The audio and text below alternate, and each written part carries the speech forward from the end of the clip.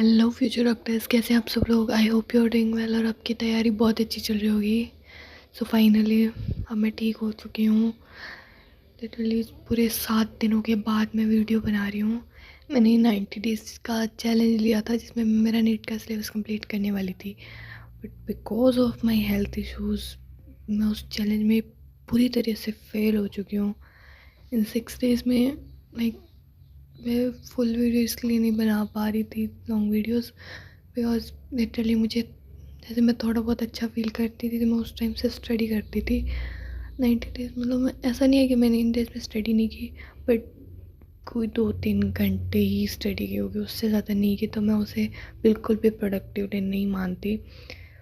पूरी तरह से फेल हो चुकी हूँ मैं 90 डेज़ चैलेंज में। और लिटरली किसी एस्पिरेंट के लिए ना यही सबसे वर्स्ट फेज़ होता है कि वो अपनी स्टडीज़ में इतना अच्छा चल रहा होता है और एकदम से कोई हेल्थ इशू या और भी कुछ प्रॉब्लम्स आ जाती है जिसके कारण एक इतने दिन लाइक एक पूरा एक वीक मेरा वेस्ट हो चुका है।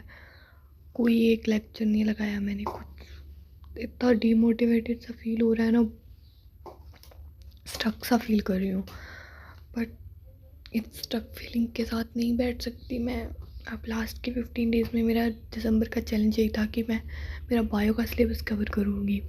हाँ, मैं ज़ीरो पे नहीं हूँ, बट इन दिनों जैसे स्टडी रही है उस हिसाब से मुझे ऐसा लग रहा है लाइक मैं ज़ीरो पे आ चुकी हूँ, मुझे कुछ नहीं आता।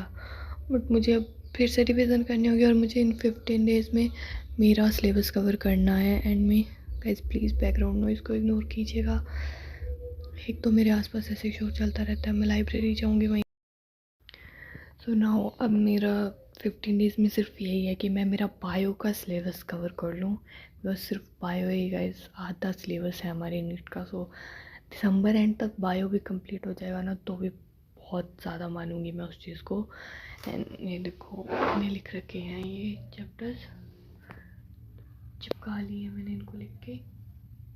यहाँ पर मैंने, हाँ, इनमें से मैंने कुछ चैप्टर्स कर लिए हैं, बट मैंने ना अभी इन पर टिक नहीं लगाया बिकॉज 6 डेज़ के बाद मैं इनको फिर से पढ़ रही हूँ। ऐसा नहीं है कि मैंने बिल्कुल ही नहीं पढ़ा, मैंने पढ़ा है, बट मैं इनको अब फिर से रिवाइज़ करूँगी, तो रिवाइज़ करने के साथ साथ मेरे को टिक लगाऊंगी और ये मेरा दिसंबर का टारगेट है।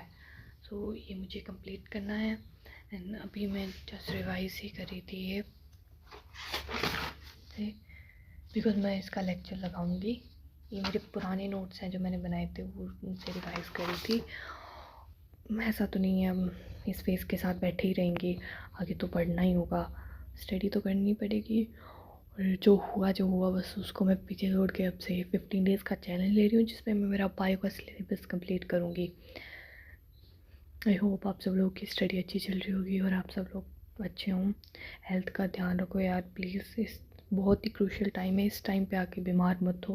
जैसे मैंने अपना एक वीक वेस्ट कर लिया, आप मत करना। ब्रेन में कुछ भी चल रहा है, से डिमोटिवेटिंग सा फील हो रहा है ना यार।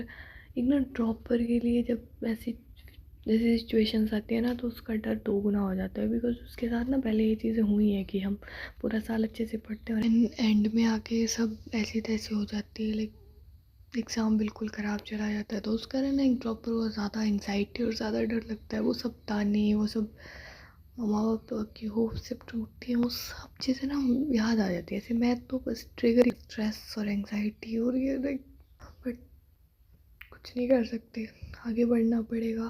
कुछ नहीं कर सकते, आगे तो बढ़ना ही पड़ेगा। और आप लोगों के पास अगर कुछ सजेशंस हो कि मैं मेरा सिलेबस में क्या क्या और चीज़ें कर सकती हूँ जिससे मैं जल्दी सिलेबस कंप्लीट कर पाऊँ, तो प्लीज़ बताना यार। Thank you guys.